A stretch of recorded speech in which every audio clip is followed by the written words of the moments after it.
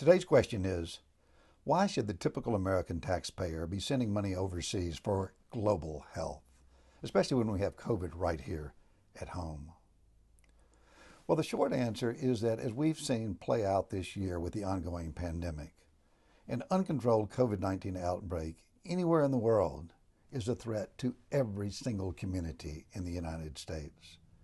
We're seeing it play out this very second, wherever you're listening to me now.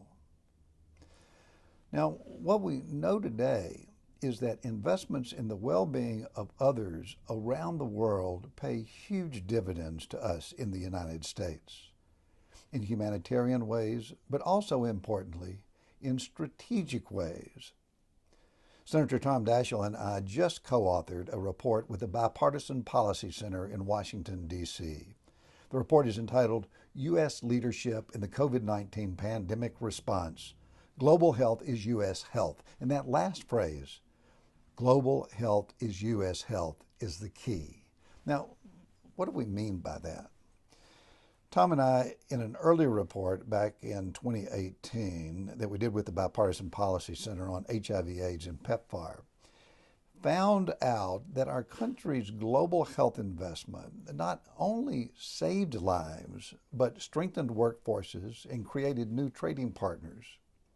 And it was linked to more stable and democratic governments, and it improved diplomatic relations. We refer to all of this together as strategic health diplomacy. We feel strongly that the United States has not only a moral imperative to assist people, especially those who will be hardest hit and least able to respond, but also a self-interest in ensuring the United States and our trading partners do not experience these waves of new infections from other nations as economies begin to reopen over the coming year. Developing nations around the world are at greater risk, and our report shines a light in particular on the continent of Africa, where COVID cases are rising rapidly. African nations are seriously underprepared for this crisis. There are fewer than 5,000 intensive care unit beds across 43 African countries. Nigeria has just 120 ICU beds for almost 200 million people. There are fewer than 2,000 working ventilators across 41 African countries. And 10 countries on the continent have no ventilators at all.